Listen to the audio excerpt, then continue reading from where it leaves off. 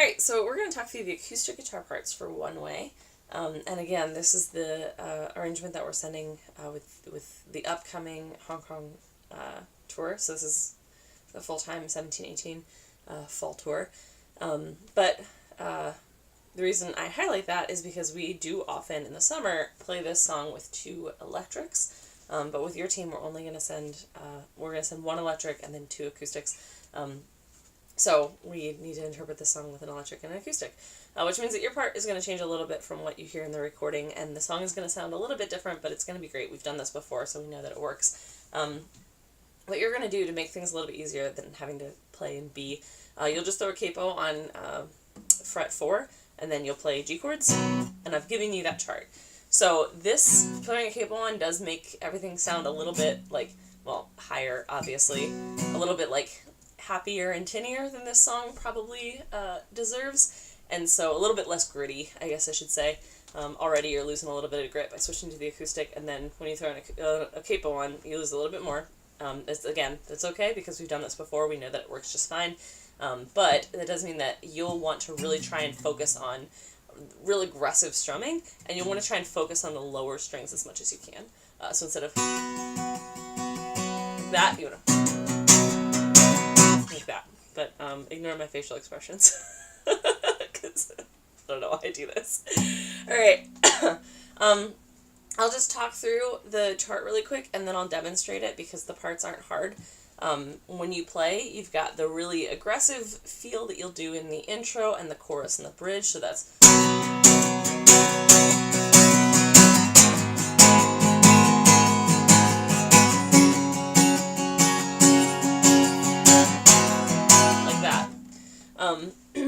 and then you've also got in the verses, I wrote on the chart to do just kind of lightly palm muted chords, so you still want that aggressive feel, but I'm looking for a way to kind of bring down the energy just a little bit from the verse so you have somewhere to go for the chorus. If you try this out in full band and it just doesn't work, if you just need that sound to make it full, you can go back to big full chords, because that's kind of how they do it in the recording, but I think with our instrumentation we might need to bring it back a little bit. So try palm muted chords first, and if it doesn't work you can switch to the full unmuted chords, but the verse will sound something like this.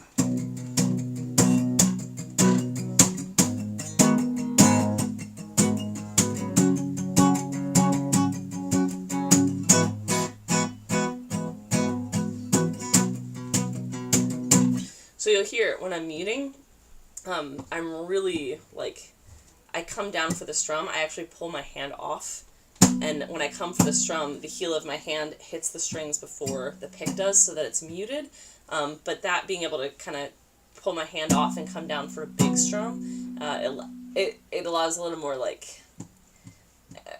an aggressive sound, and you'll hear that percussive hit, and I think that kind of adds a little bit more grit back into the song. If you can't do it, do whatever you can do, but that's kind of the feel that we're striving for if you can get there. No, but then sometimes you drop your pick. So you're playing that full, high energy, unmuted version of the chords for the intro. In the verse 1, you'll go to that really aggressive, percussive, palm muted chord feel.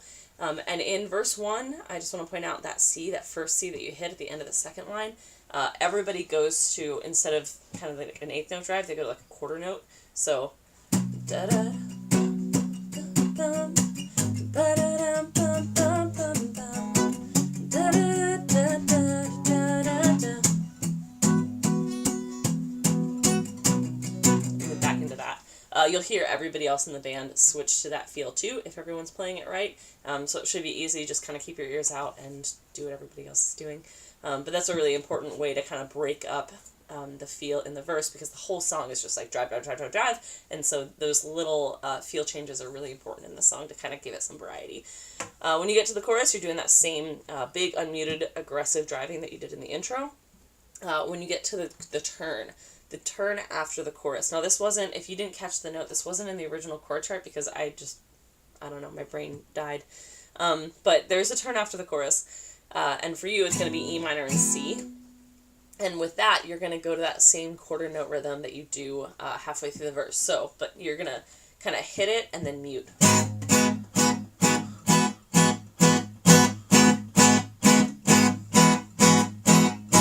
So you want to hit those chords full, but you want to leave space in between each chord. And again, the rest of the band is going to be doing that same thing. So when it comes to feel, you'll just want to cue into what they're doing and do the same thing. Verse 2, you're out the first half, and then you come in the second half with the palm muted feel like you did before.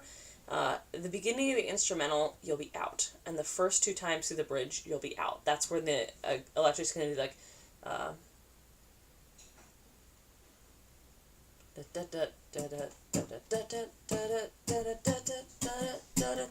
but in a different key. You'll hear the electric kind of playing that part and holding it down. When everybody comes in full, the 3rd time through the bridge, that's when you'll come back in with that same chorus feel, those same big aggressive chords.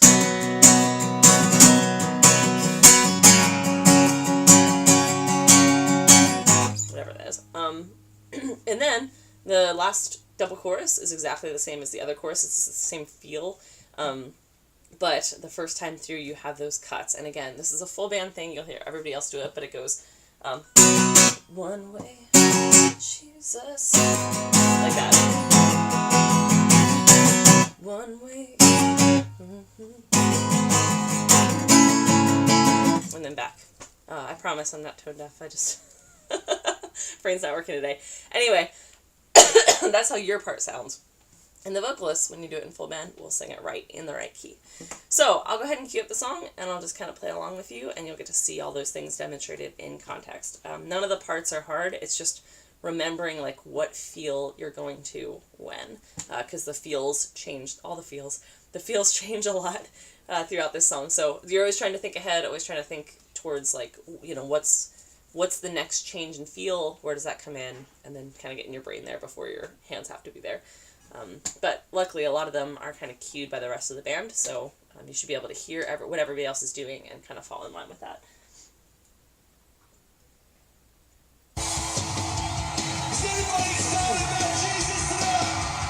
So here you come in.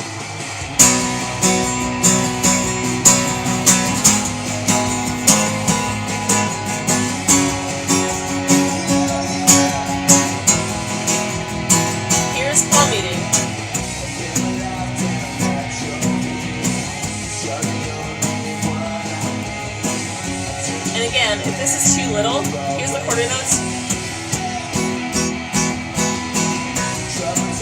If this doesn't fill out the sound enough, you can switch to those big aggressive chords. Open it up a little bit.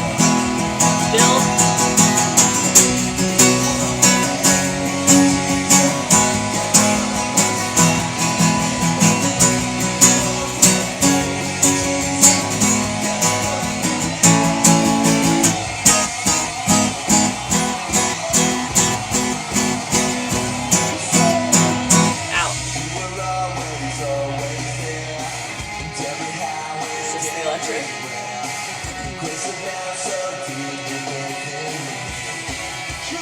Here you go with the full drive. Oh.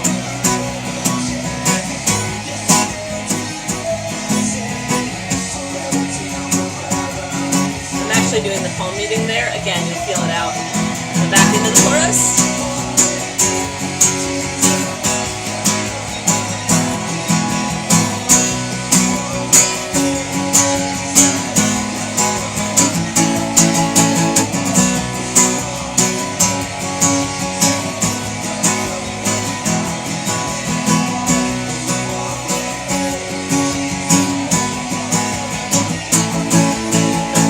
Measure, and then out for the instrumental. So that last time through the F on the chorus, you hold it for 2 measures. You'll hear everybody else do it too. So out for the first 2 times through the bridge.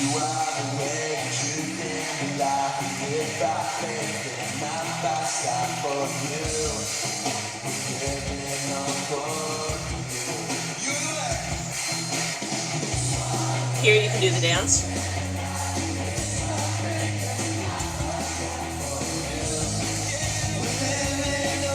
If you haven't seen the dance, they'll teach it to you, don't worry.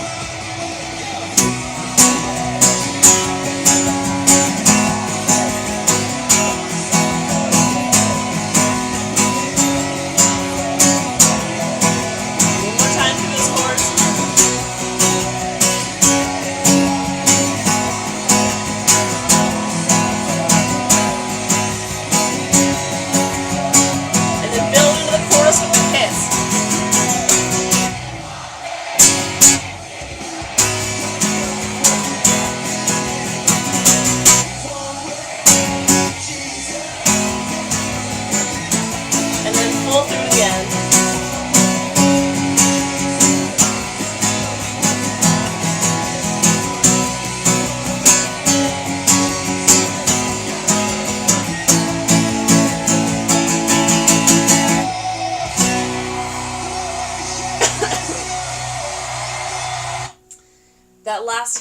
as you can hear in the recording, we usually do play like that. So you play the F for 2 measures, and then there's kind of a space on beat 1, and everybody falls back and hits the G, or untransposed the B, all together on beat 2.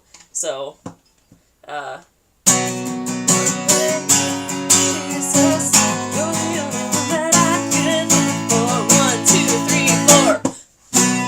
like that. And there's usually a big, big jump, a big, headbang or whatever. I mean, this song's a lot of fun, and it's fun to kind of rock out and go a little bit over the top with this one, so it's kind of a fun way to end the song.